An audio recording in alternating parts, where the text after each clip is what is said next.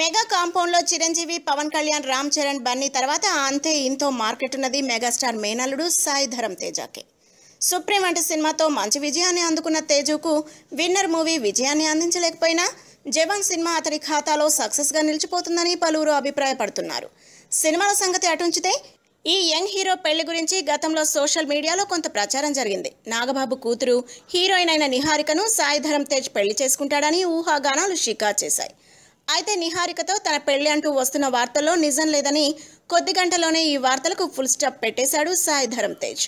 అయితే తనతో కలిసి పలు సినిమాల్లో నటించిన రెజీనాను పెళ్లి చేసుకునే ఆలోచనలో తేజు ఉన్నాడని, ఈ విషయంలో అతడు తన తల్లిదండ్రులపై ఒత్తిడి తీసుకొస్తున్నాడని ఫిల్మ్ సర్కిల్స్లో టాక్ వినిపిస్తోంది.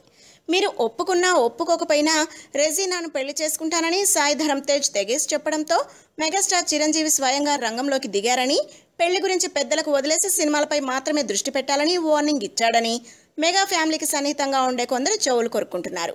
ఆ మధ్య ఓ ఇంగ్లీష్ డైలీలోనూ ఈ వార్త వచ్చినా దాన్ని ఎవరూ పెద్దగా పట్టించుకోలేదని మరికొందరు గుర్తు చేస్తున్నారు.